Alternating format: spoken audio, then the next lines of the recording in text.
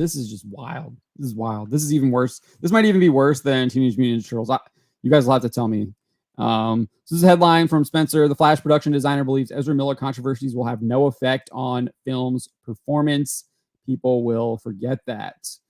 I don't think so. You're literally talking about it, I guess, 2 months before the film comes out? I think this film comes out in July, right?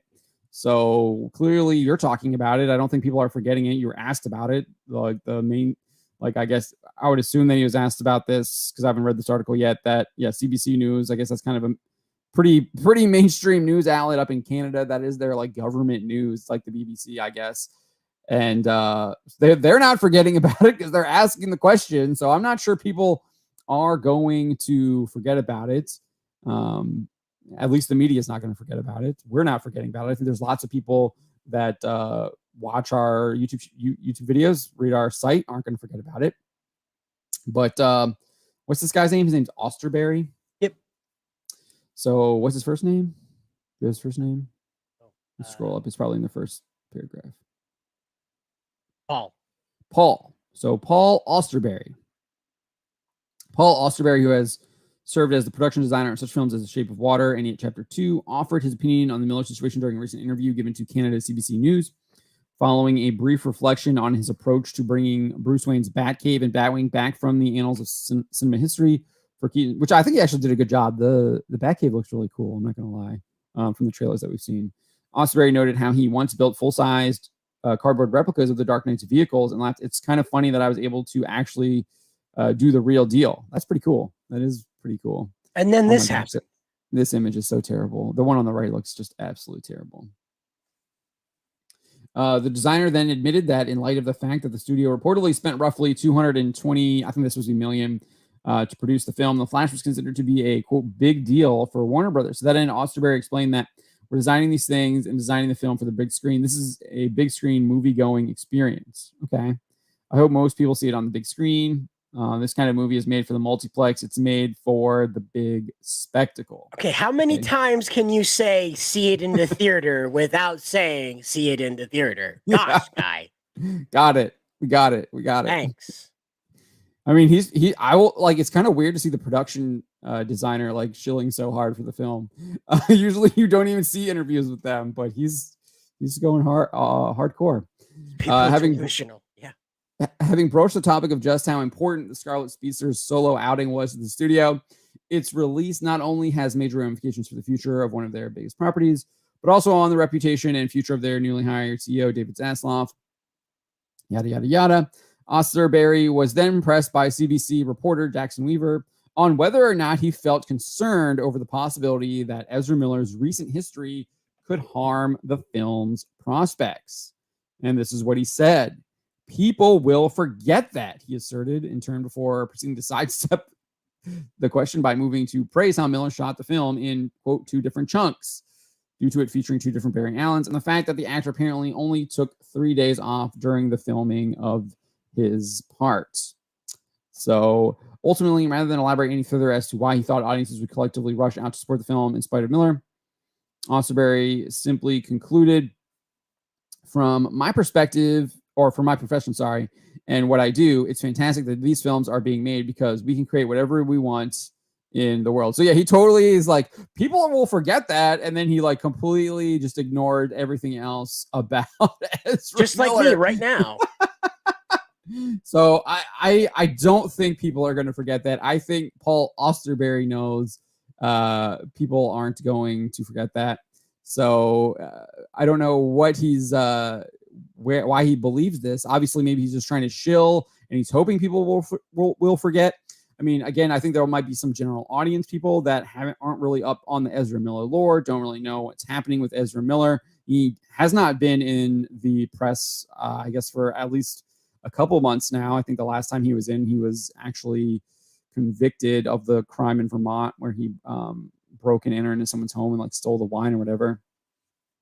Or maybe he's doing court for that. I can't remember. I don't know if he's convicted or not. But that when it comes to the press time for that it's clearly going to be brought up. It's going to be everywhere around this film. So if people have indeed forgot, they're going to be reminded very quickly when this comes out. And I do think that people will make a decision on whether or not to watch this show. I think there will be a significant portion that do make a decision based on the fact that Ezra Miller is in it.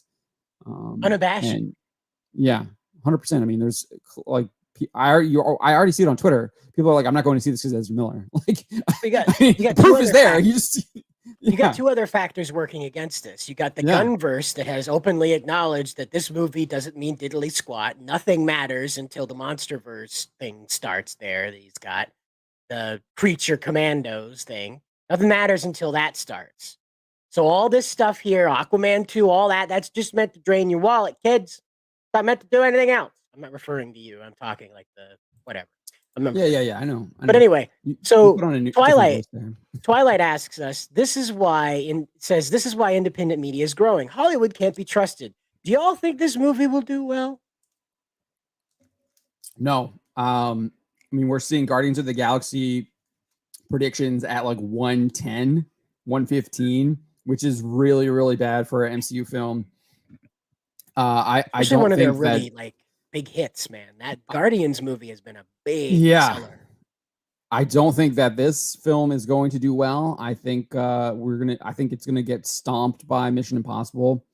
I think Mission Impossible is going to do extremely well. I think there's a lot of people like me that haven't seen a movie this year and they're waiting just to see Mission Impossible. It's what I did last year. I didn't see anything except for, I think I saw Father Stew at the very beginning, and then I saw Top Gun Maverick. But that was like the only film I saw. Like the only like big blockbuster film I saw was Top Gun Maverick. And I think a lot of people are gonna do the same thing. They're gonna wait for that big Mission Impossible movie. I think that I think the superheroes have shot the superhero movies have shot themselves in the foot, because there is, and James Gunn, I think it was James Gunn has recognized this. He said he wants Marvel to do well because that raises all boats if they are actually producing good stuff. And it means people have this kind of like expectation that you go to see a superhero movie, you're going to get entertained, it's going to be good. But I think that opposite of that is actually now true. People think of superhero films as crappy and terrible, and they do generalize them, and it doesn't matter if it's a Marvel one or a DC one or whatever other like superhero movies coming out. They see superhero and they're just like, oh, that's going to be crappy. I've seen this before already. It's going to be lecturing me. It's going to have like women power. I do think that kind of reputation has seeped in, and they've done that themselves with the superhero TV shows and movies that they have produced over the past 2-3 years. I mean, that has been the trend. We've seen all of that. So I think The Flash is going to suffer the consequences of that. I mean, look at Shazam. I really liked the first film, but I had no interest in seeing the second one based on what we saw and the trend on superhero films. Aquaman, I think, is going to suffer the same problems. I mean, this is what it is. I do think that people have this idea now of what superhero films are, and it's not a good idea. People don't see them as positives anymore. It's usually just you're going in, you're sitting there and wasting your time for 2-3 hours. You should have been doing better. I think there's a lot of regret now when people go and watch a superhero film. They're like, why did I even watch that? Why did I put myself through that? I could have done something more fun, more entertaining, or maybe done some actual like work or something like that, or done something different. You could have done anything else but aside from watching the superhero film. And I do think there's a lot of people that are like that. They're just like, why did I even do this? I could have done anything. Remember what the movie was about. Would have been better. Yeah, I could have done anything else, and it would have been better. And that's a lot of moviegoers will tell you now, especially with the superhero movies. They don't remember what they just saw. They don't remember. It came and went. They saw a visual spectacle, and that was it. They can remember the funny Twitter quote that they did. The clips made for the GIFs. Yeah.